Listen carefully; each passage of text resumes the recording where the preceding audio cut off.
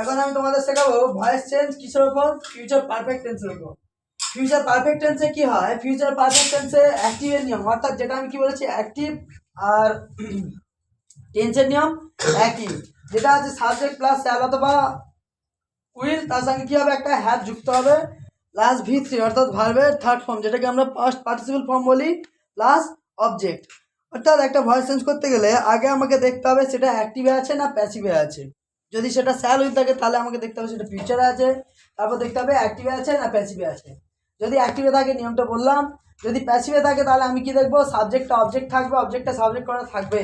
আর সবচেয়ে বড় কথা, প্যাসিভে যখন থাকবে তখন আমি দেখবো যে পাস্ট পার্টিসিপল ফর্মটা থাকবেই, আর একটা কি থাকবে, প্রিপোজিশন যুক্ত থাকবে, তবে আমার প্যাসিভ হবে। একটা কি যুক্ত থাকবে, বিন যুক্ত থাকবে, shall have been or will have been, যেটা আমার প্যাসিভে করা থাকলে অ্যাক্টিভে করতে হবে।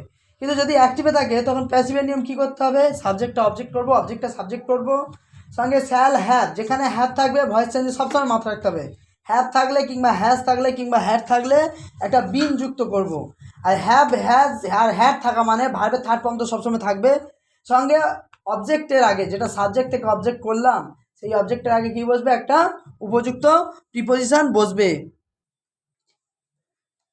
ভয়েস চেঞ্জে কি করেছি, ফিউচার পারফেক্ট টেন্সের ওপর এক্সাম্পল দিয়েছে একটা, যে they will have played the football match, তারা কি করেছে, ফুটবল ম্যাচটা খেলবে।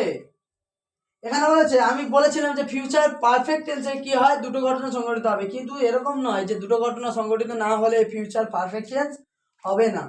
কিন্তু এখানে আমি যেটা দিয়েছি অ্যাক্টিভে কি আছে, উইল হ্যাভ, সেটাকে আমি কি করেছি, দ্য ফুটবল ম্যাচ হচ্ছে কি ছিল, অবজেক্ট ছিল, সেটাকে আমি কি করেছি, সাবজেক্ট করেছি, দ্য ম্যাচ, তাই দ্য ফুটবল ম্যাচ হতো।